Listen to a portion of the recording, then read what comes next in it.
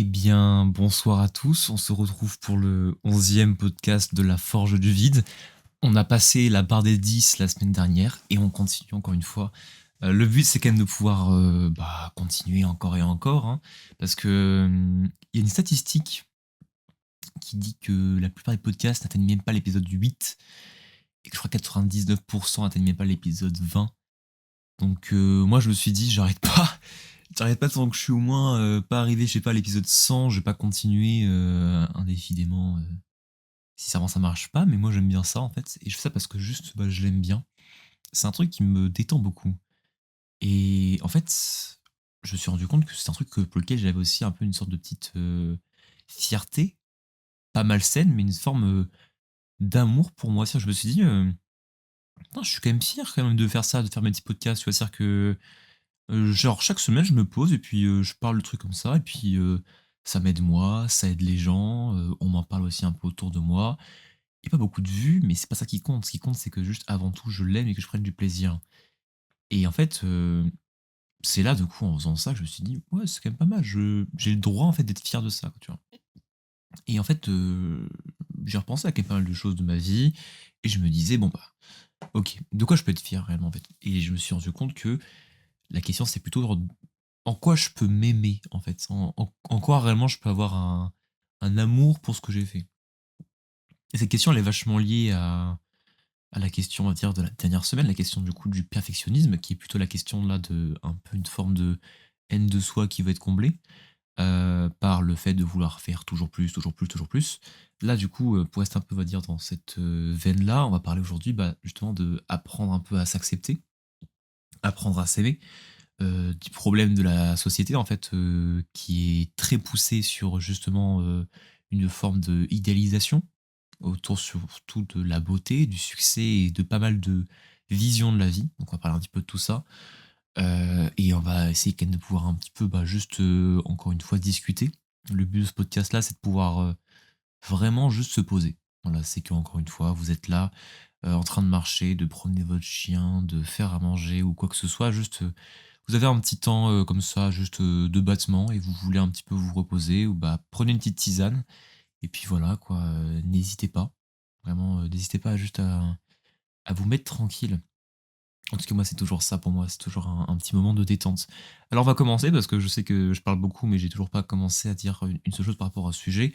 Je l'ai un peu introduit, mais bon, qu'est-ce qu'on peut réellement dire sur cette question de apprendre à s'aimer en fait, voilà. En fait, comment réellement m'est venue l'idée, c'est que je regarde un petit peu le début de ma chaîne qui remonte à quand même quasiment 2 ans, ouais 2 ans. 2 ans en fait depuis ça en fait, je crois même 3 ans bientôt, 3 ans en fait. 1, 2,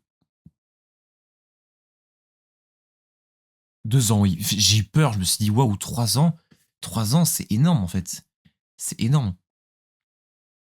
Bientôt 3 ans, ouais. Ça fait peur. Ça fait peur. Allez. Euh, Bref, ouais, donc je repense un peu à tout ça et je me disais, globalement, j'étais comment avant en fait? J'étais comment? Et je me suis rappelé quand même que forcément, voilà, je pense que je m'en souviendrai toujours de l'état dans lequel j'étais. C'était vraiment un état de souffrance et un état de manque d'amour propre. Et donc, forcément, comment dire? On peut pas réellement, on va dire, ne pas en parler de nos jours de ce sujet-là parce que c'est un sujet qui est très sous-jacent, mais qui est aussi très tabou. Je pense que c'est un des trucs qu'on parle le moins, en fait, la question de l'amour-propre, parce que dans l'amour-propre, il y a aussi un peu, je pense, une part d'amour-propre malsain, hein, parce que quand je dis ce mot-là, il y a une question un petit peu péjorative, un peu, il y a ce côté, en fait, qui reste quand même pas, on va dire, enlevé. C'est-à-dire qu'on pensera toujours un peu parfois à l'amour-propre dans le sens, ah oui, il a trop d'amour-propre, il s'aime trop. Heu et c'est souvent d'ailleurs, justement un manque en fait, d'amour-propre, ce côté un peu narcissique. C'est souvent un manque d'amour-propre qui a besoin d'être comblé, à travers les autres, souvent, à travers la louange des autres et c'est pas forcément extrêmement sain. Donc il y a ce côté-là, mais il y a aussi ce côté, du coup, voilà, tu manques d'amour-propre, qui peut séduire un peu, vas-y, un peu parfois en mode: «Ouais, fais-toi un peu respecter». Mais je pense que l'amour-propre, c'est pas une question de respect, c'est pas tellement une question de les autres, en fait. C'est-à-dire que là, il y a une dimension très extérieure, c'est soit on a trop d'amour-propre, c'est on s'impose trop sur les autres, soit on n'a pas assez, et c'est plutôt, en fait, qu'on a besoin de nous-mêmes s'imposer un peu plus par rapport aux autres, de se dire: «Bon, bah, oh, prends un peu quand même du respect pour toi, quoi», genre, mais c'est pas ça pour moi l'amour-propre et c'est pas vraiment de ça que je veux parler aujourd'hui.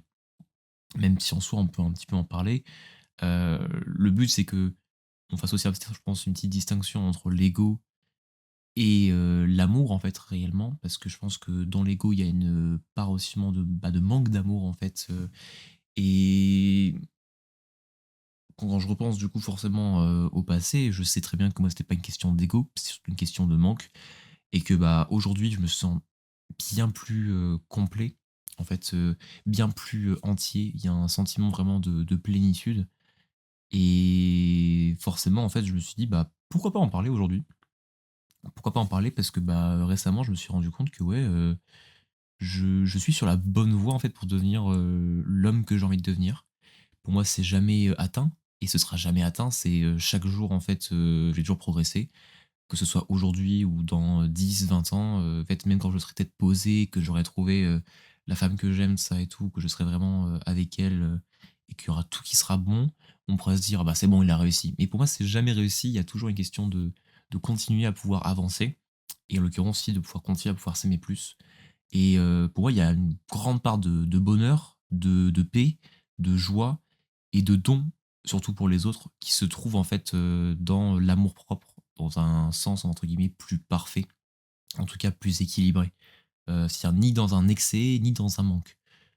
À partir de là, pour moi, c'est là que on peut réellement, trouver un peu du bonheur. C'est quand on est bien avec soi-même, parce que malheureusement, partout où vous irez pour fuir, on va dire, qui vous êtes et une forme de haine de vous-même, bah, en fait, vous serez toujours là.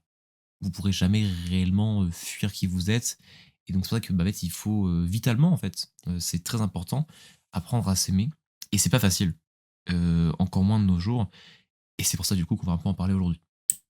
Voilà, voilà. Avant tout, est-ce que je suis forcément quelqu'un qui est bien placé pour en parler? Bah, je pense pas, dans le sens qu'en fait, je pense qu'il y a pas de bonne personne pour en parler. Je pose mes bagues parce que je joue avec et forcément ça fait du bruit. C'est pas cool. C'est pas parfait. C'est le mec qui repart après encore dans le perfectionnisme. Et bref, est-ce que je suis forcément bien placé pour en parler? Je pense qu'il y a pas vraiment de bonnes personnes qui sont bien placées pour en parler. Encore une fois, pour moi, c'est jamais fini et on peut pas réellement se dire à un moment donné: «C'est bon, j'ai atteint la perfection de l'amour de moi-même». Ce serait limite un peu problématique de dire ça parce que pour moi, on peut toujours aller plus haut, on peut toujours entre guillemets, «plus s'aimer», plus se découvrir et dans un sens, sain. Encore une fois, je parle vraiment du côté positif, pas du côté négatif, narcissique. Donc est-ce que je suis bien placé pour en parler? Je pense qu'on peut tous, on va dire, parler de notre expérience, en l'occurrence, parce que, bah, en fait, on peut toujours apprendre de quelqu'un. Il y a jamais vraiment de discours qui est entièrement dans le faux, autant qu'il n'y en a aucun qui sont entièrement dans le vrai. En tout cas, c'est très compliqué. Donc je pense qu'il y a pas vraiment une légitimité à avoir et c'est pour ça que vous pouvez aussi en parler, avec, faites vous dans les commentaires entre vous, et surtout aussi avec, nous-mêmes enfin avec vous-même parce que encore une fois, c'est une question de progrès. On n'est jamais réellement à 100. Moi, je me sens, assez confiant pour en parler parce que actuellement, je me sens vraiment confiant dans ma vie, dans qui je suis de ça et tout et je pense que c'est un bon signe que j'ai réussi à faire une part de paix avec moi-même et qui, je pense, montre une forme, bah, de progrès par rapport à cette, difficulté que je pense beaucoup de gens ont de réussir à apprendre à s'aimer. Donc pour moi, il y a pas de légitimité à pas en parler et vous-même aussi, vous devez, en fait, forcément, en fait, avoir une certaine légitimité. Vous pouvez en parler, en tout cas, avec des gens, et parlez-en aussi avec vous-même parce que, en fait, rien que le fait qu'aujourd'hui vous m'écoutiez ou que vous preniez un petit peu de temps pour vous ou quoi que ce soit, c'est une forme d'amour-propre et on a tous une forme d'amour-propre saine. Il y a pas que du malsain, il y a forcément du malsain, mais on n'est jamais à zéro. En fait, on n'est jamais, en fait, parfait et on n'est jamais non plus totalement imparfait. Donc pour moi, je veux pas en fait entre guillemets, voilà, c'est vrai que je dis ça, c'est que je veux pas paraître pour quelqu'un qui est en mode: «Oui, c'est bon, tout est parfait». Non, pas du tout. J'ai encore beaucoup à pouvoir apprendre, mais je me suis rendu compte récemment en fait, de pas mal de choses qui est que, bah, globalement, je serai jamais parfait et je pense que c'est la première étape de l'amour-propre et je spoil un peu la chose. Et surtout que en fait, c'est à travers les autres qu'on peut réellement, on va dire, commencer à pouvoir s'aimer et à pouvoir vivre pleinement.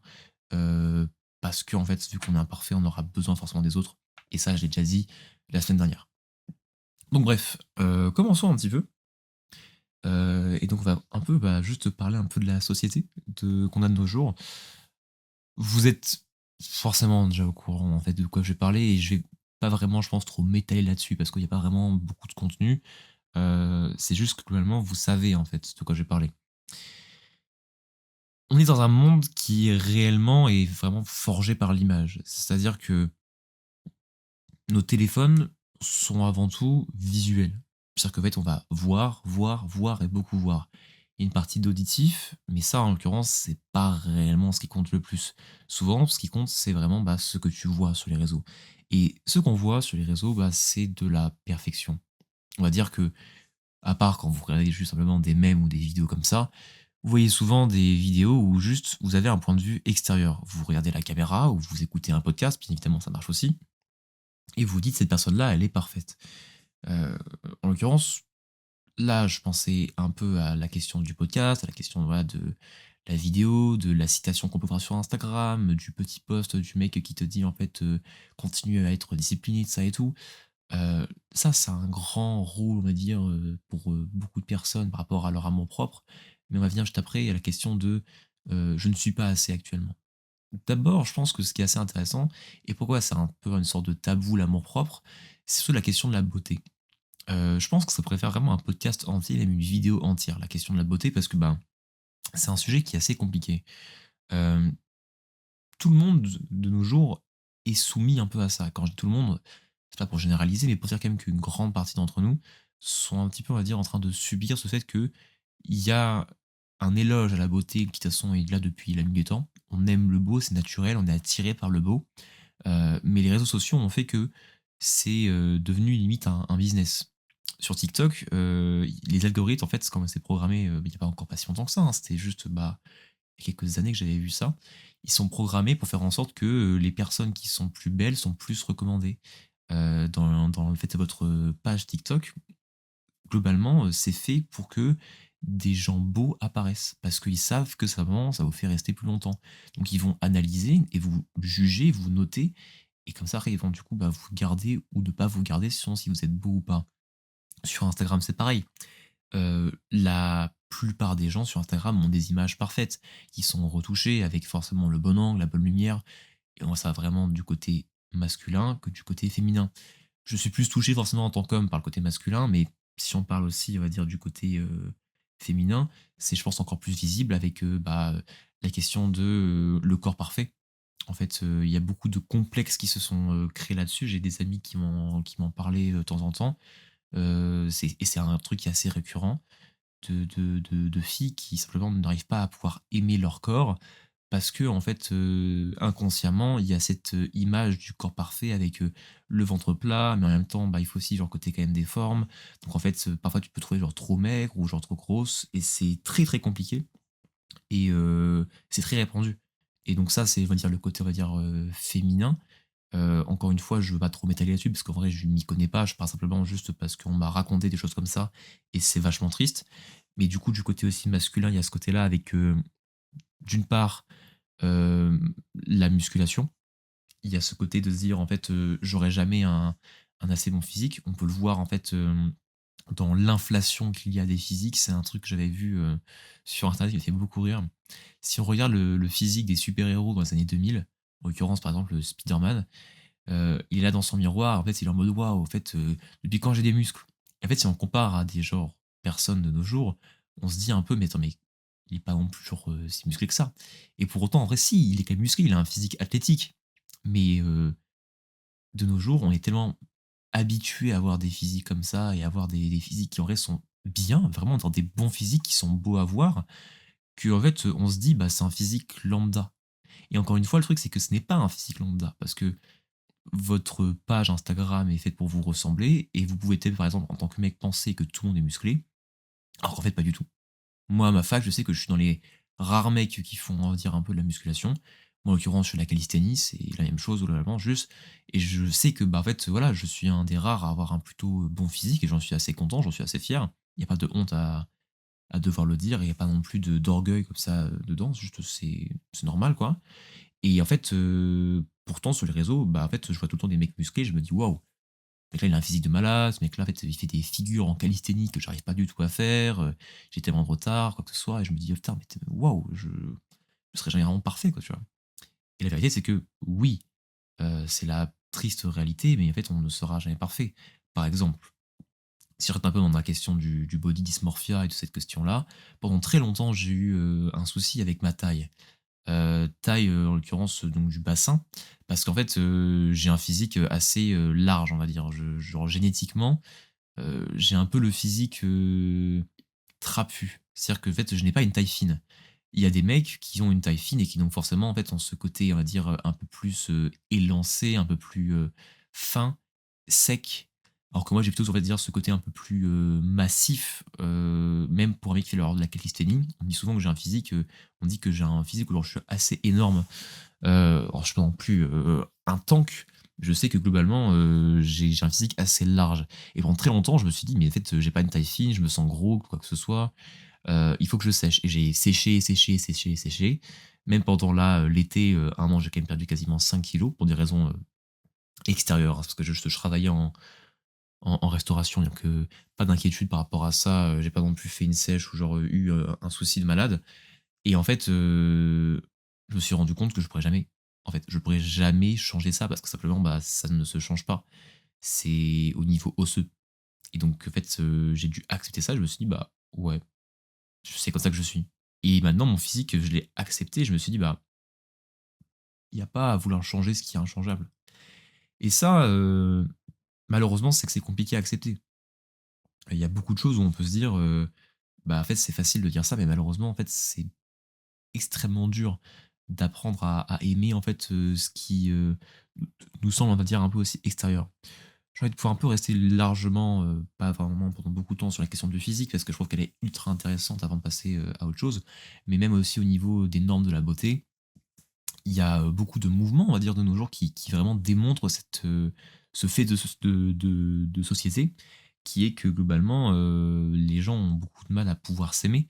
En l'occurrence, il y a cette question du mouvement, incel, qui, dit que absolument, tout est foutu et que ce sera jamais possible de pouvoir avoir une petite copine parce que voilà, on n'a pas des caractéristiques, génétiques, par rapport à la structure du visage qui fait qu'on sera pas forcément assez beau, et du coup, il y a une forme, on va dire, de d'idéalisation, en fait, du visage où on se dit: «Si on n'est pas parfait, si on a ce petit défaut-là, ça ne marchera pas», et j'avoue que je suis pas, on va dire, forcément très touché par ça. Moi, j'avoue que je suis assez confiant et j'ai de la chance, on va dire, encore une fois, par rapport à mon physique, et je pense que juste le souci qu'il y a avec ça, c'est pas de nier la réalité.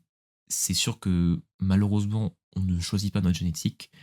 J'ai aussi des défauts, j'ai aussi des complexes, et même un mannequin là très, très connu, il avait fait à un moment une interview et on lui demandait: «Ouais, mais est-ce que tu as genre des complexes?» Et il dit: «Mais bien sûr, il y a genre plein de jours où je me lève et je me dis en fait que je suis pas bien, et des jours où je me lève où juste je me trouve beau». Ouais, il y a des moments où juste je suis là, je me dis: «Putain, mais je suis pas si ouf que ça, quoi», tu vois? Et en fait, il y a des jours où je me dis: «Bah, en fait, non, ça va de fou», et bien sûr, il y en a, c'est plus compliqué, il y en a, c'est tout le temps.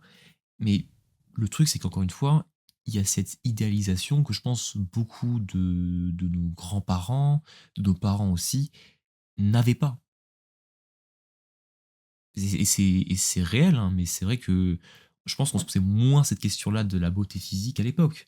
Bien évidemment, c'est un facteur qui a toujours joué, qui est très universel, la beauté. On peut en dire ce que l'on veut.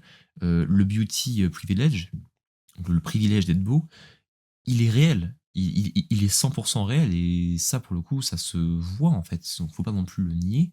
La question, du coup, c'est qu'est-ce qu'on peut en faire? Parce qu'encore une fois, c'est comme moi pour, ma taille, au niveau juste là du fait que je veux pas sécher à l'infini, je ne peux pas faire grand-chose.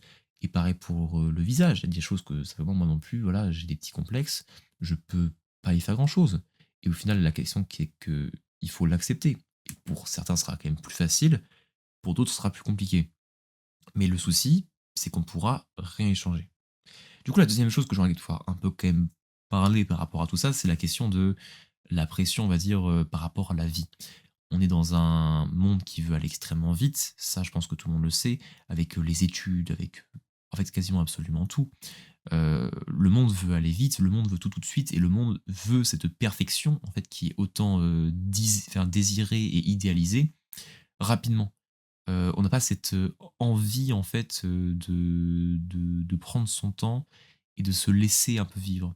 Donc il y a cette forme de pression malsaine en fait, qui est souvent là en fait, je pense, des deux côtés. Moi, du coup, forcément, je le perçois du côté masculin, mais je sais qu'aussi, je reconnais des personnes qui ont aussi cette pression-là du côté féminin. Encore une fois, c'est jamais une question de genre, et c'est jamais une question de ah oui, les filles ont plus facile leur vie que les mecs, ou genre les mecs ils ont plus facile. Euh, on est tous dans le même bateau, et je pense qu'il faut avoir la maturité de se rendre compte qu'on est différents, qu'on a des problèmes qui sont différents, mais c'est pas pour autant en fait qu'il faut oublier en fait l'autre. Il faut avoir l'empathie de se dire qu'ils ont aussi leurs problèmes en fait, et il faut, je pense aussi parfois en fait simplement aider, parce que beaucoup de problèmes sont causés de manière inconsciente par une mauvaise, je pense aussi, compréhension entre les deux sexes. Je pense qu'une part du souci des incels pourrait être mieux compris s'il y avait une discussion plus profonde, je pense, avec beaucoup de femmes, et qu'il y avait un réel contact avec la réalité et ce que les gens pensent réellement. Et pareil aussi, je pense, du côté des filles, avec cette question de l'idéalisation du corps, ça pourrait, je pense aussi, bien se guérir si en fait il y avait une discussion avec des hommes. Parce qu'en fait, je pense que la plupart des mecs, en vrai, enfin, les gens sains avec qui je parle, en tout cas, hein, vraiment, voilà, je sais que c'est pas toujours forcément partout pareil. Il y a forcément toujours des gens qui sont mauvais, filles comme garçons. Mais la plupart des mecs sont pas dans une exigence en fait par rapport à tout ça. Honnêtement, hein, les filles, pour celles qui m'écoutent, la plupart des mecs, on veut juste simplement avoir une vie heureuse où on sera heureux avec notre famille, nos enfants, et puis vous, mesdames, en fait. Vraiment, la plupart d'entre nous, en fait, on veut juste ça, hein. On veut pas grand chose de plus, hein. On veut juste ce truc-là. Enfin, c'est tout. Et on veut juste pouvoir se rendre compte qu'on a fait quelque chose de beau et qu'on a construit avec vous. C'est pas tout seul, c'est surtout avec vous. Donc du coup, forcément, en fait, on vous désire en fait pour toutes vos qualités et pas juste pour un corps. Et c'est souvent d'ailleurs une des dernières choses qui passent. Mais bref, c'est pas non plus ça non plus le sujet. J'ai l'impression de m'éparpiller un peu de partout. Et je m'en excuse. C'est déjà quand même 20 minutes que je suis en train de parler là-dessus. Globalement, juste tout le point de tout ça, c'est que vraiment, il y a ce désir de perfection au niveau de la beauté, du physique, et surtout de la vie, où on se dit, bah, en fait, il faut que je sois millionnaire, il faut que je fasse tout ça, il faut que j'ai une grande carrière. Et en fait, on se met beaucoup la pression entre nous. Récemment, je parlais avec ma cousine, et en fait, il y avait, enfin, elle me disait qu'il y avait un peu une sorte de petite guéguerre en fait entre elle et son autre cousine, qui du coup aussi ma cousine à moi, qui était du coup en l'occurrence pas là. Il y a cette question de la comparaison en fait, qui est très présente, surtout parfois même entre les enfants. On peut se dire ah mais mon grand frère il a fait ça, mon petit frère il a fait ça, ah mais en fait lui il fait ci, et en fait moi qu'est-ce que je fais? Et en fait du coup on se dit bah, je suis pas parfait. Et du coup, les conséquences, c'est que bon, là, on a parlé très généralement, on a parlé beaucoup de la société, et je pense peut-être pris trop de temps là-dessus, mais c'est peut-être pas grave. Peut-être que c'était aussi important de pouvoir prendre du temps pour un peu mettre le problème en forme. Le souci de tout ça, malheureusement, c'est que on n'arrivera jamais à être parfait, pour le dire en une phrase, et que la haine de soi va se planter là-dedans, en fait. C'est-à-dire que souvent, elle se plante au niveau de l'adolescence. L'adolescence, c'est un peu le moment où on quitte l'enfance. Et pour moi, la caractéristique que je vois le plus dans l'enfance, c'est la question d'être présent au monde, de pas être dans le souci. Voilà, c'est ça pour moi réellement qui caractérise le plus l'enfance. On a vu un magnifique cours de philosophie et de littérature par rapport à ça il y a un an, par un prof incroyable qui était à la retraite, qui était revenu, et qui parlait vraiment de ça, du fait que l'enfance, il est dans le présent. Il n'est pas dans le souci, et je trouve ça très très réel. Et du coup, l'adolescence, c'est un peu la phase ingrate où on est encore un peu un enfant, on n'est pas assez mature, on n'est pas encore assez armé pour aller face au monde, et on se rend compte du monde et de qu'est-ce qu'il est dans sa totalité. C'est-à-dire en fait que il y a aussi une part de passé et de futur, et que forcément il y a aussi une part de mortalité. Et en fait, on sait que forcément on a cette mortalité, cette fin qui va arriver, et en fait on se dit je ne suis du coup pas parfait, je suis un être mortel, un être fragile, qu'il y a des défauts. Et en fait, on va commencer un peu à s'en apercevoir. Sauf que c'est là aussi la phase où biologiquement le corps il change énormément. C'est très dur, il y a genre de l'acné, des trucs comme ça, bref. Beaucoup de choses qui se passent, je pense, pour un enfant, ce qui fait du coup forcément grandir. Mais ce qui du coup aussi lui fait une part de stress et de remise en question, en fait, simplement de qui il est, en fait. Parce qu'il y a un changement tellement grand que forcément, il y a des questions qui se posent. Il y a aussi une part de maturité qui vient, il faut pas non plus sous-estimer que on n'est jamais réellement trop petit. En fait, les gens ont, les enfants ont quand même une maturité tout de même, et ils ont aussi une sorte d'intelligence. Et ils comprennent en fait ce qui se passe. Ils comprennent, ils n'ont pas forcément les mots ou encore juste forcément tout pour pouvoir mettre ça en forme, mais ils comprennent ce qui se passe. Ils comprennent que forcément, voilà, juste il y a un truc qui va pas en fait. Et la vérité, c'est que oui, chacun d'entre nous, il y a un truc qui va pas. Et chacun d'entre nous, à cette période-là de notre vie, du collège, globalement, aujourd'hui, tout simplement bah, voilà, de l'adolescence, c'est le moment où c'est là que se créent souvent les blessures, en fait. Les premières blessures, globalement, s'installent à partir de ce moment-là. Et la question, du coup, c'est comment nous, après, en tant qu'adultes, ou en tout cas adolescents plus matures, parce que en fait, pour moi, être adulte, c'est quelque chose de compliqué, et c'est pas simplement une sorte d'état qu'on atteint à 18 ans. Adulte, c'est être ad ultimum, c'est-à-dire celui qui connaît sa fin. C'est-à-dire que ad, en latin, ça veut dire vers, et ultimum, du coup, c'est la fin, donc c'est celui qui va vers sa fin, qui sait où est-ce qu'il va.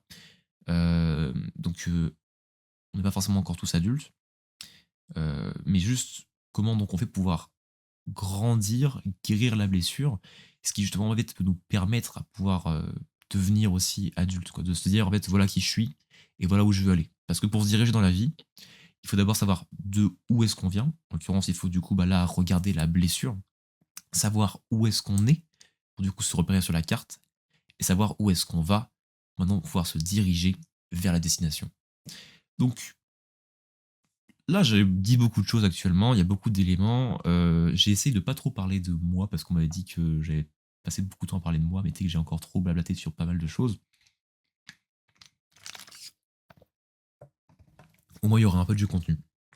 Du coup, là, juste pour vous dire, ouais, c'est que vraiment, je voulais vraiment un peu faire un peu une petite synthèse de ce que je viens de dire. Il y a un désir de perfection qui se trouve dans notre monde, avec la beauté, la vision du succès. Il y a une pression qui est du côté masculin comme féminin. Et que la réalité, c'est qu'on est malheureusement imparfait et qu'on s'en rend compte souvent à l'adolescence. Et que là, c'est qu'il y a une forme de blessure qui va s'installer, enfin, qui va se créer. Et du coup, il va y avoir une haine de soi qui va s'installer, qui va commencer un petit peu à grandir avec le temps. Et du coup, notre problème, on va dire, un peu à trouver sa source. Maintenant, la question, du coup, c'est comprendre réellement le problème, d'où est-ce qu'il vient, avant de pouvoir passer, du coup, à la dernière partie de ce podcast, qui, du coup, sera par rapport à la solution. Alors, donc, on va parler du coup un peu plus de la partie philosophie. Si vous êtes un peu familier au podcast, vous savez comment je fonctionne. En général, je parle très, très souvent au début en fait d'une partie plus sociétale ou genre de mon histoire à moi, beaucoup plus ancrée dans le réel. Et après, je fais un peu un plutôt parallèle philosophique au milieu, et je conclus souvent en fait en parlant globalement de solutions plus terre à terre. Comme ça, vous avez un petit peu une forme de compréhension théorique et des outils pratiques pour pouvoir du coup ressortir de là en vous disant ah, j'ai appris un truc et puis je peux aussi en faire quelque chose. C'est pas simplement juste c'était intéressant, c'est juste je peux aussi agir. C'est aussi le but de tout ça. Du coup, là, enfin, ce que je parlais, moi, c'est vraiment du problème de l'idéalisme, parce que c'est une question philosophique que j'aime énormément. La question de l'idéalisme, euh, c'est un des trucs qui m'a le plus, je pense, fait évoluer ces dernières années. C'était un peu, je veux dire, ma grande question de l'idéal, en fait, de la perfection. De base, j'étais très très idéaliste. Je suis un grand fan de Platon, beaucoup trop fan de ce mec. J'ai combien de livres j'ai de Platon? J'en ai actuellement 1, 3, 4, 5, 6, 7, 8, 9, 10, 11, 12, 13, 14, 15, 16, 17, 18, 19. Non, celui-là, j'ai en double. 20, 21. Ouais, j'en ai 21 à peu près. Ah non, 22, j'en ai oublié un. Voilà, j'ai beaucoup de Platon. Voilà, si vous voulez savoir qui j'aime beaucoup Platon. Euh, et bref, globalement, juste, j'étais très idéaliste, autant dans ce que je lisais que dans vraiment, on va dire, voilà, la vie de tous les jours. J'étais assez, on va dire, un peu naïf. C'est-à-dire que j'ai eu ce truc-là de me dire, oui, voilà, en fait, il faut croire en ses rêves, ça et tout. C'était vraiment le moi d'il y a encore un peu un an ou deux, très dans le dev perso, très dans regardez, moi j'étais au fond du trou, voilà, enfin, vraiment, je me sentais vraiment pas bien. Et en fait, en mettant un peu en action, j'ai réussi à devenir meilleur. Donc tu peux le faire, on peut tous le faire. Et en fait, il y avait une forme de idéalisme qui se crée autour de ça, de se dire, euh, on peut être parfait. Je pense que c'était un peu ça le truc, c'est-à-dire qu'en fait, il y avait un peu ce truc de se dire, on peut être parfait. Euh, Derrière ça, il y avait une part de volonté de guérison. Et je pense que c'est la première chose qui est importante et c'est la moitié du chemin. La plupart des gens ne veulent pas guérir. Souvent parce qu'il y a une méconnaissance du problème, ils savent pas qu'est-ce qui se passe, ils comprennent pas qu'est-ce qui se passe, et du coup, bah, ils sont un peu dans ce stade un peu étrange où juste ils savent pas quoi faire, ils n'arrivent pas même à pouvoir mettre des mots sur le problème, ils le ressentent mais ils le comprennent pas. Et là, c'est de dire le plus douloureux parce que en fait, on ne voit pas vraiment en fait, le bout de la chose. On a une forme de désespoir qui se crée. Et c'est souvent là, en fait, que bah, les gens sont prisonniers. Et ce qu'il faut à ce moment-là, du coup, c'est réussir à pouvoir mettre un peu genre des mots, juste au moins comprendre qu'est-ce qu'il faut faire.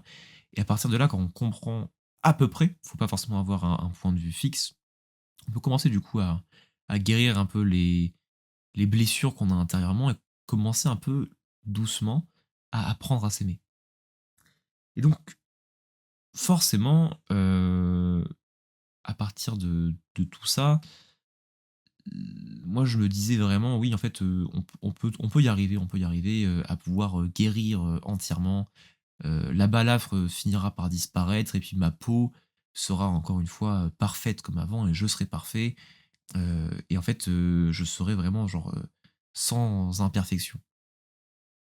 C'est vraiment ce que je pensais, je me disais réellement, on peut guérir à 100%. En fait. On peut guérir et redevenir, on va dire, un peu comme avant les traumas, avant les blessures, avant tout ça. On peut, on va dire, juste faire comme si ça n'avait jamais existé. Et d'ailleurs, ça, en fait, en gros, il y avait une part forcément bah, d'ego, en fait, il y avait une part de non-acceptation, en fait, de moi-même. Et je pense que c'est très naturel, c'est que on a en horreur, en fait, ce qui est imparfait. Souvent, ce qu'on déteste le plus chez les autres, c'est ce que chez nous, on déteste avant tout, en fait. C'est souvent ça dans les relations, c'est que on, on idéalise beaucoup les gens et on voit en fait nos défauts en eux. Et vu qu'on pensait qu'ils n'étaient pas comme nous et que du coup, ils n'avaient pas cette part mauvaise, on va se dire, en fait, non, en fait, il est imparfait parce qu'il est comme moi. Et du coup, on va plaquer, on va dire, sur l'autre qu'on va idéaliser nos propres défauts. Et du coup, en l'occurrence, bah, c'est un peu la même chose. C'est que là, il y a, il y a une forme de désir, on va dire, de fuir l'imperfection. Et en fait, là, c'est pas tellement qu'on est en train de plaquer sur un autre, mais c'est sur le nous du futur qu'on va plaquer ce désir profond de je vais être parfait. Et au fond, ça marche. Parce qu'en fait, on se rend compte que c'est un futur. Donc, on est quand même conscient que actuellement, on est encore, on va dire, en chemin pour y arriver. J'allais dire work in progress. Je pensais vraiment au slogan de cartes, mais bref, qu'importe. Je suis parti en couille. Excusez-moi. Wow! Wow! Pourquoi je. C'est la fatigue. Voilà, je dis des gros mots, c'est la fatigue. Bref. Il y a ce côté de ouais, je suis en marche, donc enfin, c'est pas si grave si pour l'instant je suis pas encore arrivé à ma destination. Je suis pas encore parfait.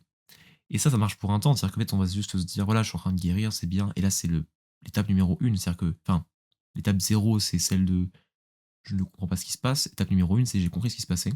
Je sais où il faut que j'aille. Je suis en marche. Et en fait, c'est simplement voilà, un désir du bonheur qui se cache derrière ça. C'est-à-dire que le bonheur, c'est le bien ultime. C'est, comme j'ai dit dans le podcast d'avant, ce serait quelque chose vraiment de parfait. C'est-à-dire qu'il n'y aurait même pas vraiment de malheur. En fait, il n'y aurait pas de mots. MAUX. Simplement, en fait, il y aurait que du bien partout et on n'aurait pas à se soucier, on va dire, de quelque forme de mal qui soit en nous ou qui nous atteigne nous ou autour de nous. Simplement, ce serait vraiment un parfait, en fait. Ce serait idéal. Mais le truc, c'est que ce désir naturel du bonheur, bah, il se fracasse contre, encore une fois, la réalité que on n'y arrive pas. Donc, l'ego désire être parfait. Il y a un amour du parfait et il y a un désir naturel du bonheur. Mais le problème, c'est que l'idéal, il est inatteignable. Et donc là, c'est là qu'on rentre à la deuxième phase, qui est la deuxième phase, on va dire, de déprime un peu, qui est la chute. La chute, en fait, de l'idéal et qu'on se rende compte que ça ne marche pas. Et c'est là, globalement, on va dire que la plupart des gens, on va dire, restent là toute leur vie, ou souvent, en fait, arrêtent leur vie. Malheureusement, beaucoup de fois, c'est très triste, alors que c'est justement à partir de ce moment-là qu'on peut remonter la pente. Et c'est ce schéma, on va dire, de il y a un problème, je vais vers le problème, enfin, je progresse pour aller vers le bien. Il y a une chute, il est très présent. Même, on va dire, dans beaucoup de choses, dans les relations amoureuses, c'est souvent ça, c'est que, bon, il n'y a pas de problème de base normalement, mais juste c'est que on est dans une relation, tout se passe bien, on est dans une sorte d'idéalisation et on progresse vers l'idéal, et on se dit, bah, en fait, on va avancer, avancer, avancer, avancer, avancer, et on connaît la personne de mieux en mieux, et on se rend compte que malheureusement, on n'atteint pas cet idéal-là, et que en fait, la personne est en face de nous, elle est humaine, et là, il y a une chute. Et cette chute-là, c'est le moment, on va dire, le plus important. Si c'est vital de comprendre qu'il y a une destination, là, c'est le moment où on se rend compte, du coup, enfin, je parle du coup de la phase numéro 1 de se diriger vers aller mieux. Là, c'est la phase où on se rend compte, en fait, que on est perdu, en fait. On est juste simplement perdu. C'est qu'on a avancé, avancé, avancé vers une sorte de destination. Le souci, c'est que on regarde la carte. Et en général, souvent même d'ailleurs, on n'a pas de carte, on n'a pas de boussole, on sait juste pas où est-ce qu'on va. En fait, c'est que on est en pleine mer, on sait pas où est-ce qu'on est, on sait pas trop d'où est-ce qu'on vient, et on sait où est-ce qu'on veut aller. On veut aller vers le bonheur. On veut aller vers un endroit où en fait on sera mieux. Au moins. On veut aller vers une île où on pourra un peu se reposer et on se dira ah on est quand même pas mal là ici, on est quand même un peu mieux quand même que sur la dernière île ou sur le dernier point où on s'est un peu arrêté dans notre vie pour faire un petit peu, on va dire un petit décompte de ce qui se passe de bien ou de mal. Et donc forcément, à un moment en fait on se rend compte que bah, en fait on va de île en île mais en fait on trouve pas en fait de solution quoi. En fait juste, on va un peu partout, on va tester plein de choses, on va se dire: «Vas-y, je vais commencer un peu la musculation, je vais commencer, je sais pas, la méditation, je vais commencer la lecture, je vais commencer à avoir ces 10 000 hobbies, je vais commencer à faire plein de choses en fait, je vais commencer à, je sais pas, tester, plein de pratiques différentes». Et en fait, c'est qu'il y a pas de principe d'ordre. En fait, on va partout et en fait, c'est une sorte de liste de cases qu'on va cocher et on va se dire: «Je fais ça, je fais ça, je fais ça parce qu'on m'a dit que c'était bien». Et je ne comprends pas pourquoi c'est bien et surtout en quoi c'est bien pour moi, pour me faire avancer vers là où est-ce que je vais. Et donc forcément, en fait, on sait pas où est-ce qu'on va naviguer parce que juste, on met des coups en fait, de voile dans la mer pour avancer d'un coup et puis voilà, prendre le vent de cette nouvelle passion à se dire: «Ah j'ai commencé la musculation donc en fait là je me sens mieux d'un coup et je vais vers une autre île» et on se rend compte qu'il y a un truc qui me manque encore.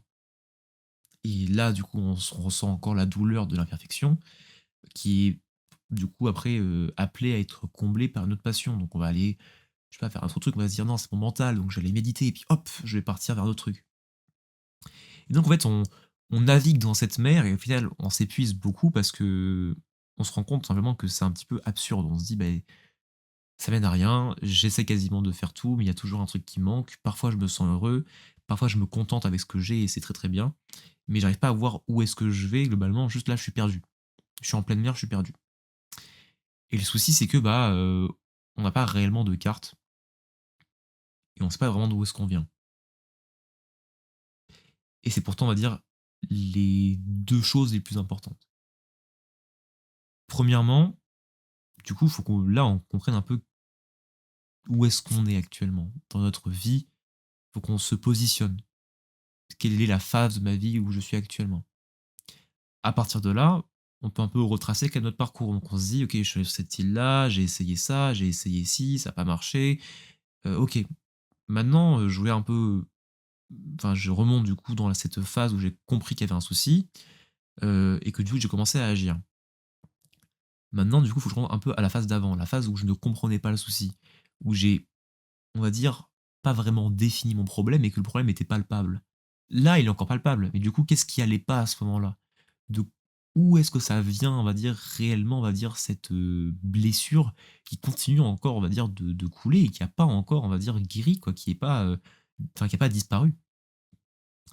Et à partir de là, donc on peut commencer un peu à se demander, bah, pourquoi je me sens mal? Pourquoi j'ai ce problème actuellement? Pourquoi j'ai cette, anxiété? Pourquoi j'ai enfin, qu'importe simplement ce que vous avez, mais juste en comprenant d'où on vient, on peut réussir à pouvoir aller au-delà, on va dire, de cette phase d'errance. C'est-à-dire que la phase du coup numéro 2, c'est le moment où en fait il y a cette forme de petite, déprime, où on se dit: «Mais en fait, j'arriverai pas à guérir. Enfin, je ne vais pas pouvoir réussir à pouvoir m'aimer, je vais pas pouvoir réussir à pouvoir résoudre ce problème».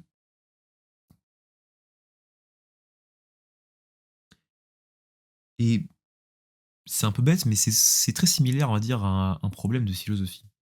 Souvent en philosophie, ce qu'on fait, c'est que, bah, la méthode qui est assez, employée, qu'en l'occurrence, moi j'emploie et qu'on n'a pas du coup là où je fais mes études, c'est qu'au tout début, on va faire une introduction et on va définir notre question. On va essayer quand même de comprendre le problème et dans chaque question philosophique, il y a des termes. Il y a des choses qui sont un peu à analyser et tout le but de la question est de pouvoir mieux définir les termes. Donc, au début, ce qu'on fait, c'est qu'on va voir qu'est-ce que les autres ils ont pensé. Donc on va un peu s'éparpiller, on va aller voir Platon, on va aller voir Descartes, on va aller voir Nietzsche. En fait, on va juste faire un petit peu un petit tour, on va dire, justement, de toutes les solutions. Donc on va aller vraiment sur toutes les îles. Et en fait, chacun a une réponse différente. Et du coup, à partir de là, on va devoir faire un travail qui va être de redéfinir la question. Maintenant qu'on a vu un petit peu toutes ces choses-là, qu'est-ce qui était bien, qu'est-ce qui était pas bien, qu'est-ce que j'ai pu faire qui m'a aidé, qu'est-ce qui m'a pas aidé, qu'est-ce que j'ai fait qui m'a en l'occurrence plus détruit, qu'est-ce que j'ai pu avoir comme comportement dans mes relations, dans mes choix, dans quoi que ce soit, où j'ai vu qu'il y avait du positif ou du négatif. Et là, en fait, on peut un peu, avec ces éléments-là, avec cette expérience qui nous a un peu enrichi sur le problème, réussir à pouvoir mieux définir. On a une connaissance qui est plus globale et aussi plus précise. On a vraiment pu un peu plus cerner. Et du coup, c'est là que vraiment le vrai travail commence. C'est que on sait qu'il y a un souci, on sait que l'idéal de pouvoir, on va dire, trouver une solution comme ça parfaite n'arrivera pas, et que on se rend compte que, bah, en fait, maintenant, il faut qu'on progresse vers une bonne direction, qui est en l'occurrence la vraie guérison. Pas simplement juste, je vais de île en île pour, entre guillemets, «combler un peu le vide». Il faut vraiment que je aille vers la grande île. L'île où je peux, on va dire, m'aimer complètement. Et donc, à partir de là, maintenant qu'on sait, on va dire, un petit peu le problème, c'est, on va dire, le truc le plus difficile à faire. C'est vraiment, je pense, le plus dur. Beaucoup d'entre nous, on va dire, sont bloqués à cette phase numéro 2 qui est de, bah, je n'arrive pas à pouvoir guérir de quoi que ce soit ou je enfin, j'arrive pas à pouvoir m'aimer. Heu, c'est là qu'il faut remonter à la racine pour comprendre, on va dire, le problème et c'est le plus dur et malheureusement, je ne peux rien faire. Je ne peux pas faire grand chose, en fait. Globalement, en fait, c'est vraiment votre combat à vous. Moi, je donne des pistes de réflexion, encore une fois. J'apporte un peu, on va dire, de petites philosophies comme ça, avec, voilà, mes réflexions que j'ai et tout. Mais je ne peux pas, vous analyser, parce que numéro un, j'en ai pas vraiment le droit. Moi, je peux juste essayer de pouvoir un peu, bah, donner des éléments, on va dire, peut-être de réponse, pour que vous puissiez actuellement, là, on va dire, vous situer. Donc à partir de là, heu, maintenant, c'est que vous devez comprendre d'où est-ce que vous venez. Ça veut dire, c'est le premier truc à faire. Donc là, je fais encore avec, l'allégorie, du bateau et de la barque, parce que j'aime beaucoup cette allégorie-là. Mais juste comprendre la source du problème, c'est la première étape et du coup, la deuxième pour vraiment bien naviguer, c'est de se construire une carte. C'est de voir, on va dire, notre chemin, en fait, qu'on a à prendre et là, du coup, faut du coup, bah, mettre son cap. C'est là qu'on, je pense, réellement on devient adulte et qu'on commence réellement à apprendre à s'aimer. C'est quand on sait où est-ce qu'on va. Et la vérité, c'est que, bah, en fait, on n'arrivera probablement jamais à cette, île, en fait, de l'amour-propre parfait. Mais le truc, c'est que vous allez pouvoir comme ça maintenant faire un itinéraire et vous saurez où est-ce que vous devez aller. C'est-à-dire que au lieu de vous éclater partout et de partir vraiment dans tous les sens, vous allez avoir un principe d'ordre qui va vous dire: «Là, c'est sur ma route, là, c'est pas sur ma route». Par exemple, la musculation. C'est un truc, qui, vu comme ça, c'est juste simplement, on va dire, lancé, sans, vraiment, but derrière, juste, «Bah, ouais, je fais la muscu parce que voilà, on m'a dit que c'était bien et puis, ça me fait un peu oublier». C'est quelque chose qui est très louable, en fait. Ça fait simplement un passe-temps, une passion qui est très, très saine, mais elle est réellement ancrée dans une forme d'amour-propre si vous savez où est-ce que vous allez, en l'occurrence, vers votre propre bonheur. Parce que fuir dans la musculation, il y a beaucoup de gens qui font ça, qui vraiment juste, vont se tuer dans le sport. Ça a même un nom, cette forme d'addiction au sport, de devoir en faire tous les jours parce que juste on veut, combler un vide. C'est pas sain non plus. Pareil pour beaucoup de pratiques en fait, simplement, juste, par exemple, je pense à la méditation. C'est un truc qu'avant je faisais juste comme ça parce que je me dis: «Vas-y, c'est une case à cocher». Il y a des jours où je me disais: «Non, je vais pas le faire parce que simplement ça me saoulait». Et en fait, je me suis dit: «Non, non, fais-le, fais-le, fais-le, fais-le, fais-le. Il faut qu'aujourd'hui tu coches la case». Ou pareil pour les douches froides. Je me dis: «Non, non, vas-y, fais-le, fais-le, fais-le, fais-le, fais-le». Et encore une fois, c'est vraiment un truc qui me rendait moins heureux, de devoir me mettre une pression supplémentaire. Pareil sur, la diète, devoir me dire H24, «Ah non, là tu veux prendre ce petit chocolat? Non, non, non, non, non, tu n'as pas le droit de faire ça, tu n'as pas le droit de faire ça». Et en fait, le souci qu'il y avait encore là-dedans, c'est que l'idéalisation n'était pas partie. C'est vraiment la phase numéro 2 de j'avance, j'avance, j'avance, mais jamais je m'autorise à en fait, me reposer à un instant et me dire: «J'accepte d'être imparfait». Et c'est là pour moi, on va dire, je pense, le cœur de mon propos et ce que je voulais vraiment, dire, je pense, le plus parler aujourd'hui, c'est que là, j'ai parlé de problèmes de société, j'ai parlé un petit peu de philosophie, de une sorte d'allégorie avec tout ça et du problème de l'idéalisme. C'est que en fait, j'ai eu une grande phase de maturité en lisant, Dostoïevski, qui m'a fait comprendre que, la vie n'est pas idéale, en fait. La vie est faite, de beaucoup de souffrances et de beaucoup de moments difficiles. Et je sais que j'ai beaucoup de chance, comme je pense aussi, la plupart de ceux qui m'écoutent ont de la chance. En l'occurrence, j'espère que vous avez de la chance, mais déjà, si vous pouvez écouter ce podcast-là, vous avez eu beaucoup de chance parce que vous avez un accès à internet et vous êtes probablement aussi dans un, pays, plutôt, libre. Pas forcément pour tout le monde, encore une fois, je peux pas vraiment, prendre ça au cas par cas, mais si pour vous c'est compliqué, bah, c'est malheureusement, bah, je peux rien faire donc je je peux malheureusement en fait rien faire pour vous, mais juste, beaucoup d'entre nous, en l'occurrence, je pense une majorité, ont quand même cette chance-là de pouvoir, vivre dans un cadre qui est quand même, plutôt bon, sans avoir trop d'événements, traumatisants et dramatiques. Mais, la vie humaine est faite de souffrances et il y aura pas d'idéal parfait où on sera réellement comblé. En l'occurrence, c'est qu'il ne sera pas sur cette terre-là.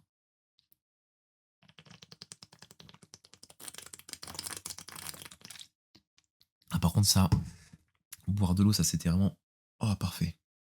Ça m'a requinqué. Tout ça pour dire au bout du bout que l'acceptation de la blessure, c'est le moment où on va se dire: «J'accepte que ma cicatrice, ma blessure va devenir une cicatrice». C'est que dans ce désir de perfection, il y avait ce désir de, être comme avant. C'est ça que j'ai insisté avant, de se dire: «Bah, je vivrai, on va dire, sans la balafre, sans cette marque qui montre que j'ai souffert». Et en fait, le but, en fait, de la guérison n'est pas de redevenir comme avant, c'est de vivre avec. On pourra pas vivre sans, on devra vivre avec ce qui nous a blessés. Mais en fait, une blessure, c'est pas parce qu'elle est cicatrisée qu'elle est encore douloureuse. Quand on cicatrise, certes, il y a encore une marque, mais c'est normal parce que c'est notre part de nous qui est imparfaite. Et c'est pas parce que justement, en l'occurrence, il y a encore une cicatrice qu'on n'a pas guéri.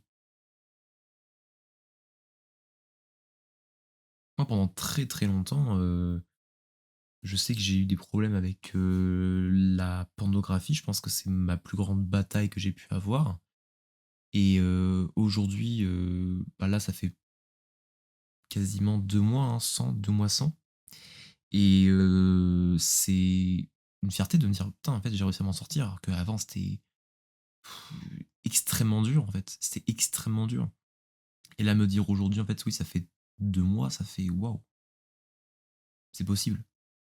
Mais ce que ça veut aussi dire, c'est qu'il y a 2 mois, j'ai chuté, en fait et qu'il y a 2 mois, c'était bien plus difficile, que j'ai raté ça et qu'en fait, ouais, j'ai eu des phases où de rechute, où je me disais: «Merde, en fait, j'ai pas guéri, il y a encore un truc qui est au fond» et en fait, oui, on a toujours une part d'imperfection qui est présente, on va dire, qui est là et en fait, simplement, bah, soit on vit avec, en la laissant couler et en détruisant, soit on vit avec, sans désirer qu'elle soit plus là, mais en l'acceptant pour la laisser justement cicatriser, sans vouloir la réouvrir, et ben justement en fait en prendre soin en fait. Et là, pour moi c'est la partie la plus difficile de ce podcast-là, et je trouve que ce podcast-là est très difficile parce que bah, apprendre à s'aimer c'est un sujet qui est compliqué, et là ça fait déjà 50 minutes et puis j'ai pas l'impression d'avoir fait un bon podcast.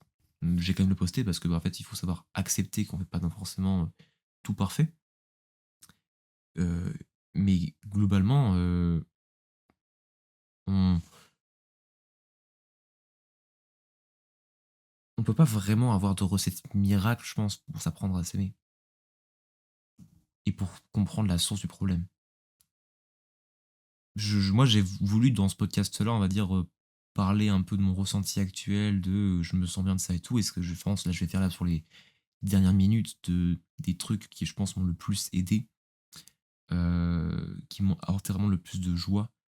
Mais vraiment, là, je parlais vraiment beaucoup plus d'un premier temps du problème sociétal, deuxièmement du problème au niveau des idées, de la pensée, et de la question de l'idéal et de tout ça, et du problème en soi, en dehors de la société. Et là, quand on parle, on va dire, de la solution, c'est bien plus compliqué de faire ça parce que chaque blessure est différente et chacun a ce travail à faire. Et beaucoup de gens, on va dire, sont au courant de ça. Ils sont au courant de ce que je dis. Très peu de gens, je pense, là, qui sont là, vont vraiment se dire ah ouais, en fait, j'ai pas compris ce truc-là. Peut-être que forcément, j'ai apporté deux, trois éléments, on va dire, de se dire voilà, l'idée du bateau, l'idée de se dire il faut savoir où est-ce qu'on est actuellement, savoir où est-ce qu'on était avant, accepter que bah, forcément, en fait, on va guérir, mais qu'il y aura toujours une marque qui sera quand même ici, et que maintenant, en fait, en gros, il faut trouver sa fin. Et c'est là pour moi vraiment, on va dire, juste les derniers points que j'aimerais pouvoir dire, c'est que quand on détruit l'idéal terrestre, de se dire simplement, voilà, je serai parfait sur cette terre, et qu'on se dit, ça ne reste qu'un idéal, on peut réellement avancer. Pour moi, c'est ça ce que j'aime beaucoup chez Dostoïevski, c'est qu'il y a ce dialogue entre des personnages qui sont très nihilistes et qui sont très dans ah mais en fait tout est mauvais en ce bas monde. Voilà, en l'occurrence, je pense aux personnages dans les carnets du tout-sol, et d'autres qui sont très très idéalistes, comme par exemple le prince Mishkin dans l'Idiot. Et ces personnages-là sont souvent confrontés à d'autres personnages avec qui ils vont dialoguer, ou à des événements où ils vont se rendre compte que ils ont un peu tort. L'idiot, il va être une personne, on va dire, qui est un peu naïve, mais qui est une bonne personne, et qui va se faire beaucoup, on va dire, manipuler ou avoir, en fait, dans la vie. Et les carnets tout au sol, en fait, ça montre une histoire où, à la fin, ils se rendent compte quand même une part un peu d'idéal quand ils rencontrent la fille. Il se rend compte qu'il y a quand même toujours une part d'idéal. Et pour moi, c'est ça réellement ce qui se trouve le plus souvent, c'est que euh, quand on a la mort de l'idéal, c'est très douloureux et on se dit non, mais j'arriverai jamais, ce monde est absurde. Et quand on se rend compte que juste l'idéal n'est pas quelque chose de terrestre ou qu'on pourra atteindre ici, là on peut commencer à avancer. Et quand je parle de idéal terrestre qu'on va atteindre ici, bien évidemment il y a une question religieuse derrière, mais c'est pas le but du propos. On peut penser bien évidemment à la religion pour ceux qui y croient, mais c'est même pas pour dire ça, c'est juste pour dire que l'idée, en fait, elle n'existe pas dans le vrai monde et jamais on aura cette idée de perfection. Mais en fait, ça veut dire que c'est pas parce que juste on ne l'atteindra jamais qu'on peut pas forcément y tendre. Et pour moi, c'est chaque jour, en fait, on peut devenir meilleur. C'est-à-dire que je pense que là, quand je me regarde actuellement aujourd'hui, je vois que j'ai rempli, je pense, une part de l'idéal que j'avais il y a quelques années. C'est-à-dire qu'il y a quelques années, je pense que quand j'étais au fond, en fait, je me dis simplement, sur cette phase, on va dire, de déprime, Je veux juste ne plus être addict à toutes ces choses-là. Je veux être à l'aise avec mon corps et je veux faire un truc qui me plaît. Et j'ai rempli ça. Et encore aujourd'hui, je me dis: «Merde, j'ai pas tout ce qu'il faut», typiquement, voilà, ma chaîne YouTube, je travaille pas assez dessus, j'ai pas fait assez de vidéos, je pourrais quand même faire mieux que ça, au final, je suis pas vraiment parfait, bon, c'est enfin, il y a toujours un truc à améliorer, tout le temps, en fait. On pourra jamais, en fait, être parfait et je pense que c'est aussi une part de beauté, en fait, c'est que faut accepter, on va dire, que, justement, on n'aura jamais cette plénitude complète et par contre, on peut y goûter et ça, vraiment, que je veux parler là, actuellement, c'est, dans la question, on va dire, de apprendre à s'aimer. Heu, pour moi, il y a vraiment une grande question de la joie, en fait et c'est ce que je parlais de son au début, c'est la question du bonheur, la question de la paix. Là, on a vraiment beaucoup parlé de tout ça, en fait, de cette question de, voilà, du chemin et tout et comme je viens de vous le dire, le chemin, il est jamais réellement fini donc la question, c'est comment on trouve du bonheur, on va dire et du coup, j'aimerais bien plutôt dire le terme joie. Comment avoir, du coup, de la joie, on va dire, dans un bas monde, dénué d'idéal? Bah, en fait, premièrement, il faut la trouver en soi. C'est ce qui compte le plus et c'est donc, je pense, là, le but d'apprendre à s'aimer et deuxièmement, il faut la trouver dans les autres. On va commencer, du coup, par trouver sa joie en soi. Pour moi, trouver sa joie en soi, c'est simple. C'est pas facile, mais c'est simple. J'aime bien ce côté de la simplicité dans la racine latine, en fait, ça veut vraiment dire, enfin, la personne simple, c'est celle qui est une. Il y a pas une division en elle et j'adore cette chose-là. Moi, pour moi, c'est comment je vois la vie, c'est vraiment juste moi, je veux qu'elle soit simple. Je veux pas être quelqu'un de complexe, qui soit divisé, qui complexifie les choses alors qu'en fait, elles ont pas besoin de l'être. C'est-à-dire qu'en fait, pour moi, simple, ça veut pas forcément dire être simplé, c'est aller au plus simple. Les problèmes sont complexes. Faut juste pas les complexifier plus que ça. Et si on peut les simplifier, entre guillemets, sans forcément les détériorer, il faut le faire. Parfois, la plupart des choses, en fait, sont trop complexes et on se dit: «Mais non, mais il va me juger ou quoi que ce soit et en fait, ceci, je vais l'avoir, mais qu'est-ce qui va se passer?» Donc en fait, il faut juste avoir parfois une discussion simple et être humain et être honnête et mettre de côté, je pense aussi, ce dégoût, on va dire, de nous-mêmes qui nous empêche d'accepter qu'on est imparfait. Pour moi, la simplicité, elle est dans se dire chaque jour: «Ouais, j'ai des défauts, ouais» et je travaille dessus, sur ce que je peux changer, en l'occurrence. Et ça, c'est la première étape, je pense, de la joie en soi. C'est ce moment-là où juste vous aurez ce sourire de vous dire: «Ouais, aujourd'hui là, bah, j'ai pas fait une séance incroyable, c'est vrai, genre voilà, juste, je me suis entraîné seulement, 30 minutes alors que je devais faire une séance de 1 heure et je suis rentré plus tôt parce que voilà, j'avais un petit peu faim.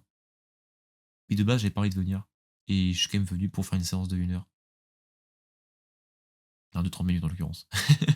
Mais, c'est ça, c'est juste se dire: «Bah, ouais, j'ai peut-être une séance de merde, elle est pas forcément ultra bien, quoi», tu vois? Juste bon, mais je suis venu, en fait et c'est pareil dans tellement de choses, finalement. La simplicité, c'est avant tout ce qu'on a le plus besoin, c'est de pas se poser forcément à chaque fois toujours 10 000 questions, à se dire: «Ah mais putain, mais il faut que je fasse ça, il faut que je fasse ci, il faut que je fasse ça». En fait, on se dévore de l'intérieur avec une, pression et un idéalisme et moi je n'aime pas ça, en fait. Moi, ce que je désire le plus, je pense, c'est en fait, être qui je suis réellement et pour moi, ça passe par une simplicité. Ça passe par ce fait de se dire: «Je vais pas commencer à me complexifier, à vouloir devenir quelqu'un que je ne suis pas» et c'est pas une question de se mettre la pression, c'est une question de pouvoir avoir une sorte de volonté, en fait, d'y aller. Pour moi, c'est jamais une sorte de pression que je me mets, c'est une volonté, c'est un amour qui me porte à être meilleur. C'est-à-dire que, j'en parlais tout à l'heure, on on me disait vraiment, genre, je marchais avec les tiens et on m'a dit: «Ah toi, tu vraiment un mec chill, t'es vraiment un chill guy» et en fait, genre, je dis: «Ouais, ouais», même parfois c'était un peu, genre, problématique parce que, genre, j'ai un truc à rendre et des fois je me rends compte que je suis trop détente. Il faut pas que je sois trop détente comme ça et en fait, il dit: «Ouais, du coup, genre, tu pas genre ce stress quand t'as genre, un rendu à faire?» et j'ai répondu comme ça: «Non, juste, je me mets une déterre et j'y vais quoi», tu vois? Et c'est vrai en fait, c'est-à-dire que genre juste souvent moi je suis là comme ça et j'ai pas ce coup de stress et juste je me dis: «Mais vas-y, je le fais en fait, je peux le faire. Et souvent, en fait, après ça, j'ai pas ce truc genre de oh putain, je l'ai fait. Oh, enfin, punaise, c'est fini quoi. Genre, c'était insupportable. C'est je me dis ouais, ouais, je l'ai fait, ouais. Et en fait, c'est que chaque étape où je me dis putain, en fait, c'est pas parfait. Et genre, je me dis, mais en fait, j'ai envie d'être parfait, j'ai envie de pouvoir continuer à pouvoir avancer vraiment vers cette meilleure version de moi. C'est un moment où je me dis, waouh, j'avance, j'avance. Il y a un mouvement, en fait, c'est comme ce truc-là quand vous allez vite, si vous aimez un peu la vitesse, moi j'aime beaucoup la vitesse, de se dire, waouh, je vais vite et c'est très plaisant en fait. Et juste, ça accélère avec le temps. Et vous avez vraiment cette vélocité qui fait que vous tracez, on va dire, dans la vie. Et c'est magnifique, c'est magnifique. C'est vraiment juste, il n'y a pas une sorte d'effort, c'est vraiment, il y a une inertie en fait, où genre juste, vous êtes là et vous vous dites, waouh, j'aime ce que je fais et en fait, je continue. Donc faut pas se mettre une pression, faut avoir un amour de ce qu'on fait. Et parfois, on va pas aimer. Et c'est là que c'est important du coup d'avoir une finalité, de pas simplement aller d'île en île et de se dire je vais aller à la salle parce que je vais aller à la salle. Si vous faites ça, il y aura des moments où je vous dirai je ne veux pas aller à la salle. D'ailleurs, je n'avais pas envie d'aller pouvoir aller faire du street alors qu'il faisait froid et qu'il fallait que je rentre chez moi. J'ai pas envie de faire ça. Et en fait, je me suis dit mais au fond, j'ai pas envie de faire ça. Mais j'ai envie d'aller vers cette meilleure version de moi. En l'occurrence, là, je prends très très large, même si moi, je pense aussi à la question de me dire, je veux être une bonne personne, humainement, mais aussi, genre, en tant que personne, voilà, par rapport à des vertus. Et ça implique aussi parfois d'avoir un peu une vertu de courage, de vouloir se battre face aux choses difficiles, même par rapport aussi à mon corps, par rapport à mon bien-être. Je sais que par rapport à mon envie en ce moment d'être plus heureux, d'être plus dans la joie, je sais que faire du sport m'apporte la joie, même si sur le moment, ça m'agace parfois que je veux rentrer et que j'ai la flemme. Et du coup, c'est-à-dire que là, en sachant que je désire ce bonheur-là, je trouve une force pour pouvoir justement aller vers là-bas. Et c'est ça pour moi réellement, on va dire, l'amour, en fait, et apprendre à s'aimer. C'est se dire à chaque fois, ce n'est pas une pression et par haine de moi ou de quelque chose que j'avance, c'est par amour. C'est par amour de moi, c'est pour me dire, j'ai envie de m'aimer. J'ai envie de m'aimer aujourd'hui. J'ai envie de faire quelque chose de bien pour moi aujourd'hui. Et parfois, avoir envie de s'aimer, c'est de se dire, oui, tu as le droit de manger ce cookie. Tu as le droit aujourd'hui de te dire, euh, j'ai skip ma séance parce que, en fait, je suis parti voir ma famille. Et donc, du coup, j'ai pas eu le temps, mais j'ai pris du temps avec mes parents. Et en l'occurrence, on retombe sur l'épisode de la dernière fois de le perfectionnisme. Encore une fois, le perfectionnisme, c'est cette question de voilà l'amour malsain parce qu'on a envie de pouvoir combler quelque chose. Et là, c'est plutôt, on va dire, le manque d'amour qui fait que, en fait, on va tomber parfois même dans une forme de narcissisme. On va se dire, il faut que je sois quand même plus parfait, plus parfait, plus parfait. Mais c'est pas ça. C'est que là, dans un côté, avec le narcissisme, il y a une forme d'excès. Et dans l'autre côté, quand on a, on va dire, cette sorte de haine de soi, il y en a aussi dans le narcissisme, mais dans, on va dire, ce manque, il y a justement un manque. En fait, il y a un truc qui est pas équilibré. Et c'est ça, en fait, c'est qu'il faut vraiment trouver une médiété, un juste milieu entre le trop et le pas assez. Faut le bon dosage. Quand vous faites un gâteau, si vous mettez trop de farine dans votre mixture, bah, ça va pas être bon en fait. S'il y a trop de, enfin, s'il y a pas assez de liant dans votre gâteau, ça va être bah, farineux quoi. En fait, c'est ça. Et si en l'occurrence il y a trop de liant, ça va être trop liquide en fait. En fait, faut un équilibre en fait. C'est ça. Faut toujours un équilibre, on va dire, dans la vie. Et moi, je ne suis pas dans cette philosophie du dev perso et de l'excès et de je me mets la pression. Pour moi, en fait, le bonheur se trouve réellement en fait dans la joie chaque jour. Et cette joie, pour moi, faut que vous la trouviez vraiment dans du temps seul, avec en faisant ce que vous faites, que vous aimez le plus. Dans du temps aussi où vous êtes fier, c'est-à-dire faire des choses que vous n'aimez pas sur le moment, mais que vous savez qui vont vous amener vers le bonheur. Par exemple, je sais que parfois, en fait, simplement, j'ai pas envie de travailler, mais je me dis: «Vas-y, bah, là, faut que je travaille» et du coup, je travaille et en fait, c'est la joie de me dire pas forcément, «Oh putain, faut que je fasse ça, c'est chiant». J'ai une joie de me dire: «Je me rapproche, en fait, de cet idéal que j'ai, on va dire, de, moi meilleur» et là, il y a de la joie et ça se trouve, du coup, dans plein de choses. Ça se trouve parfois dans le fait de se dire: «Ouais, là, je me pose, je fais un peu de guitare et puis j'aime ça. Je prends du temps pour moi» et quand vous avez du coup cette vision d'ensemble avec ce principe d'ordre de qui c'est que vous avez envie d'être et qui du coup vous ne voulez pas être, vous allez faire un tri dans beaucoup de choses, en fait, de votre vie. Et là, maintenant que vous savez où est-ce que vous voulez aller et que vous avez compris, on va dire, de là dont vous partez avec la blessure, vous allez comme ça pouvoir calibrer avec le temps. En fait, encore une fois, on ne sait pas réellement précisément où est-ce qu'on va. On sait à peu près où est-ce qu'on va et c'est avec le temps qu'on se cherche et qu'on se trouve et qu'on arrive comme ça à pouvoir comprendre où est-ce qu'on veut aller. Et donc c'est normal si pour l'instant vous n'êtes pas forcément encore au courant de qu'est-ce que vous voulez faire, qui vous voulez être, donc ça et tout. Faut prendre le temps, faut comprendre la blessure. Moi j'ai compris la blessure que j'avais et j'essaie encore aujourd'hui de pouvoir la guérir et j'ai fait de nombreux progrès. Et ce qui m'a vraiment, je pense, beaucoup aidé avec ça, c'est de trouver une joie en moi. Et donc, le dernier point que je pense c'était celui que je voulais le plus parler, c'est vraiment trouver sa joie dans les autres. Et parce que récemment, je trouve ma joie énormément dans les autres, dans mes relations que j'ai avec les gens. Et je me suis rendu compte simplement que bah, j'étais quelqu'un qui aimait, en fait. Aimait, on va dire, juste le monde, ça et tout.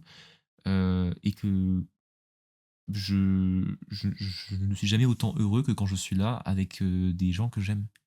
Avec, ma famille, avec mes amis, avec, parfois genre des animaux, juste comme ça. Genre là, je vois un chien mignon dans la rue et genre juste, le chien, vient me dire bonjour. Je suis content en fait. Je trouve ma joie dans le monde en fait. Dans les rencontres comme ça un petit peu juste enfin, op c'est pas le bon mot, je veux dire opportun, mais, dans les opportunités de rencontre, dans juste simplement voilà le hasard de la vie et surtout ouais, dans les autres. Je trouve que c'est là qu'il y a la plus grande joie, en fait. Vraiment ça, c'est moi ce que je pense le plus profondément, c'est qu'il y a ce besoin d'apprendre à s'aimer soi premièrement, pour après pouvoir justement aimer les autres. Donc c'est ça qu'il faut prendre du temps pour soi, il faut pas forcément être toujours, vouloir être au service de l'autre.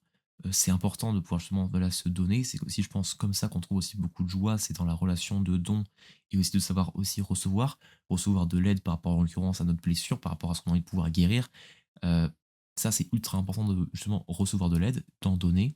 Parce qu'en fait, c'est là qu'on se rend compte réellement que notre monde, on va dire, et là, du coup, je retombe sur ce qu'on a dit avant au tout début, sur la question de l'image, il va être parfait. Et la réalité, c'est qu'on est imparfait. Mais la plus belle leçon de morale là-dedans, la plus belle vérité, c'est que on est parfait ensemble. On se comble nos défauts, l'un et l'autre. C'est pour ça qu'en fait, il y a ce besoin, on va dire, de l'autre qui est si profond en nous. En fait, c'est que dans les relations amoureuses, c'est ça. C'est de se dire, en fait, je ne suis pas parfait. Tu n'es pas non plus parfaite ou parfait. Et pour autant, ça n'a pas empêché qu'on va quand même s'aimer. Et par ailleurs, quand on prend au passage la question de ce que je disais tout à l'heure avec on rencontre personne, on l'idéalise, on est là à se dire waouh, c'était parfait, puis on voit les défauts. C'est la même manière que là, en se rendant compte que l'idéal ne sera jamais terrestre et que l'autre ne sera jamais l'idéal qu'on plaquera nous-mêmes sur eux, et que du coup, on les accepte pour qui ils sont, et par le fait que justement, ils veulent se développer et aller plus vers eux-mêmes, une vision plus saine de qui ils sont et de qui vous êtes, en fait, en tant que couple, que là, vous faites vraiment progresser. Pour moi, le vrai amour, c'est pas l'amour du début. L'amour du début, c'est l'amour mignon, c'est l'amour qui est très très beau. Pour moi, le vrai amour, c'est l'amour qui est sain. Et les deux, je pense, peuvent se conserver. La question, du coup, c'est est-ce que vous êtes prêt à sacrifier votre idéal, en fait? L'idéal que vous cherchez dans l'autre pour vous combler. Parce que l'autre ne vous comblera jamais entièrement. Par contre, ce qui est sûr et certain, c'est qu'il vous comblera. Mais vous devez aussi vous combler vous. Et c'est pour ça que c'est très important d'apprendre à s'aimer.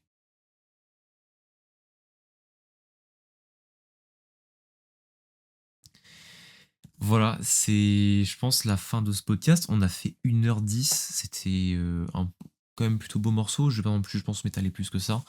Euh, pour moi, ce podcast, il est vraiment imparfait.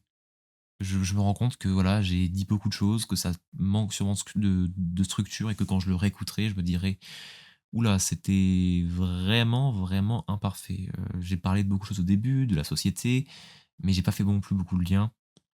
Réellement, ouais, c'est imparfait.